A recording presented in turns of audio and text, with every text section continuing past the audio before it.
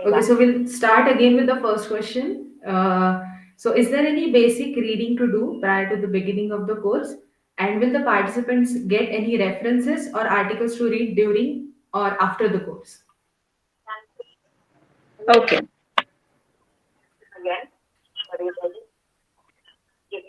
Okay.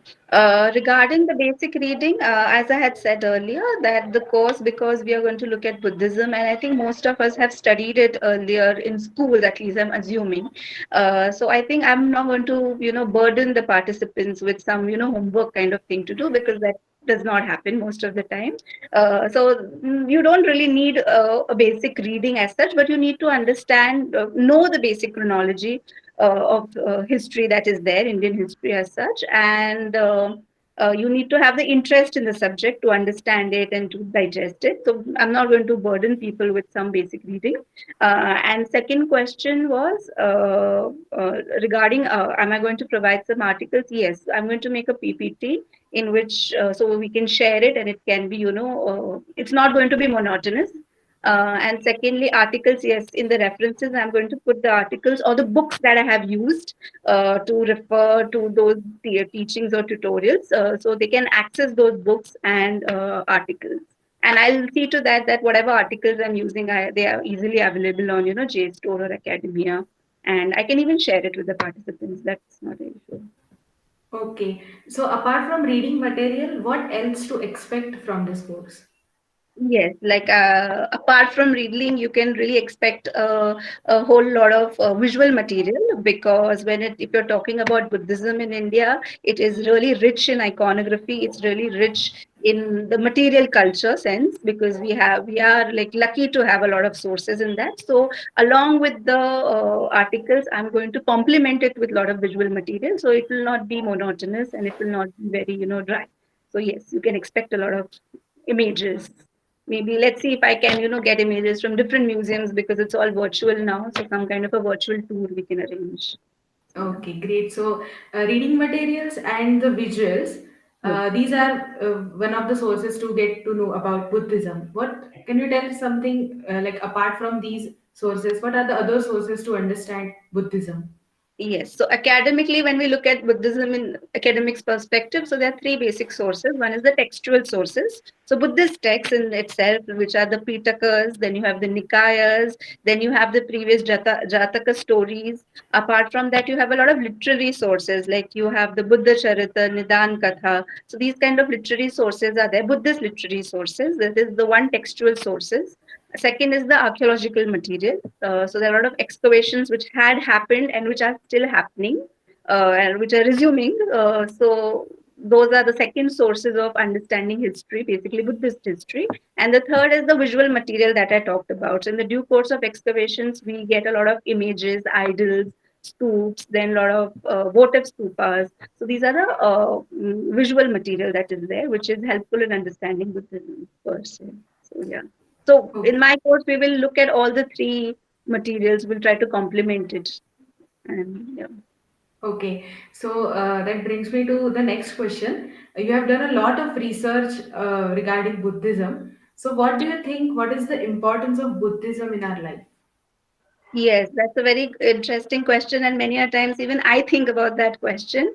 And if you look at the current scenario, especially under the just now you have Russia who has attacked Ukraine or whatever you call it technically. So in such circumstances, in the situation of flux, I think Buddhism comes at a major risk too, because what I feel one of the most important thing about Buddhism is the idea of compassion, that is karuna, which was taught by Buddha. Then the concept of non-violence, the peace, and I think at this time we really need that. So that is what Yes. concepts. So these are, I think, really, and the techniques we will be talking about it in the due course. Different kind of techniques of how to live a life. Buddha actually taught us how to live life and how to fight the problems that we are going to face in life. Because if you look at his philosophy, he somehow says that life is full of sorrow, and he tells a way to handle those sorrows or to overcome those in that way. So I think it's a very in that way Buddhism has given us a lot. At the moment, I think we'll focus on compassion and peace, which we really require at this time. Okay, so in continuation to that, what do you think? What you learned from Buddha as a person, or why to know Buddha as a person? Personally, this is a completely personal opinion, and I'm very. I don't consider myself an authority on Buddha or Buddhism yet. I'm still very young and naive in this field. But what I personally feel, two, three qualities about Buddha that I really noticed when I was studying Buddhism is he was really observant of the society. Buddha really studied the society in which he was living very well. He was very sympathetic towards the people.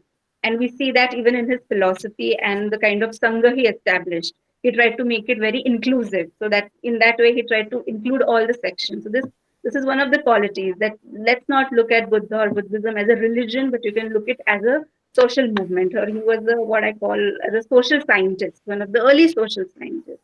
The first thing is that he was very observant about the society. Second, I always found that he was very balanced in his approach. Uh, so these are two things that at the moment I feel that, you can really look up to Buddha in that way. Yeah. Okay, so not only the academical way, there is a lot to learn from him, of course, Yes. in our personal life too. Yes. Moving forward, can you tell how has meditation or vipassana has evolved as a practice in Buddhism? Yes, so this was the question. This was the point I did not include in the previous when you asked me about importance of Buddhism in today's life. So Yes, yes. meditation, I'm very sure like all of us are very techno savvy and we are on social media. And nowadays you have these techniques of mindfulness, which we see everywhere, which are going around. So basically, a lot of meditation techniques were actually because Buddha he did a lot of meditation, and so a lot of those techniques have come from there. So one of them is mindfulness, and one of them is vipassana, which is also very popular in India today. So these were the techniques which he indulged in, and later he taught it to the monks, and in that way they have disseminated till today. So yes, so it is kind of important for the peace of the mind also. So we will discuss about it in the due course. Okay. The next question I want to ask is many times we hear this term as a laughing Buddha. We can also see the small statues of him. So, what exactly is this laughing Buddha? Okay, so Laughing Buddha is a very good example about a globalized world, to be very honest. As we know, all know that Buddhism it emerged in India and it traveled to different countries. So it went to Tibet and it went to China and from to Japan, and you have the Southeast Asian countries which have Buddhism today. So Laughing Buddha is, I'm sure everyone has seen, it's an iconography of a pot-bellied kind of a short man who is, has many a times coins full of a bag full of coins. So Yes, yes, yes. basically, it is a representation of a monk, which was very popular in China in around I think 9th to 10th century, and he was considered as an reincarnation of Bodhisattva at that time, and in that way, he was popular in those regions, and so that iconography has traveled to a lot of places. He's considered as a charm, as a goodwill, and as a symbol of prosperity. And I think it's only in early 90s that we see those images coming into India. And like I said, I think it's one of very good examples of globalization. Yeah. Okay, that was rather interesting. Um, just like laughing Buddha, there is another concept in Buddhism known as Dalai Lama. So, how Hmm. did this concept of Dalai Lama emerge in Buddhism? Yes. Like I was saying that when Buddhism it traveled to different places, it went to Tibet. So when Buddhism went into Tibet, within Tibet there were many schools of Buddhism which emerged. So basically, a different school means they were practicing Buddhism but in different ways. So each of these traditions had their heads. So the Dalai Lama as a concept it emerged in early 14th, 15th century, in which the Dalai Lama is nothing but he is the head in charge of one of the schools of the Buddhism there. And why is he very important? He holds a very supreme position for two, three reasons. Firstly, his work is to look at that there is peace within the different sects of Buddhism, because there are different sects, the different ways Buddhism is practiced, and he tried to look that there is, a coherence in them. Secondly, his position is also very socially and very politically also important. If you look at the tradition of the Dalai Lama that we have today. And the first and the second Dalai Lama were actually declared posthumously. After their death, they were given the title Dalai Lama.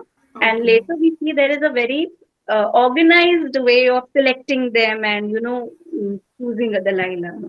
And we, of course, now know we are actually living, there's 14th Dalai Lama who is there. So, Okay. very Y- interesting. Yes. So moving ahead, what were the social changes that led to the rise of Buddhism? For example, were we moving from the agrarian to trade economy back then? Yes, there were a lot of social changes which were actually coupled with a lot of economic changes. In social changes, if you're asking me, you have the concept of Varna, which was getting very, it was already codified, but it was now you had Varna and you had proliferation of a lot of jatis which was coming up. Apart from that, like I said, economically, India was at that time was actually developing in the sense that, like you said, that agriculture, from agriculture, we were shifting into trade. There was organization of different guilds. Because of this guilds, there was a different uh, a different social castes had come up. So in this way, a whole lot of churning was taking place within the Indian society, which was both social and economical. And all of these changes have uh, were taking around place at taking place around the same time during the birth of Buddha, or during the making of what we call the Buddha. Yeah. Okay. And the last question for today. You did an iconographical study on a Buddhist deity, Aparajita. So, who exactly is this Aparajita in Buddhism and how is she represented?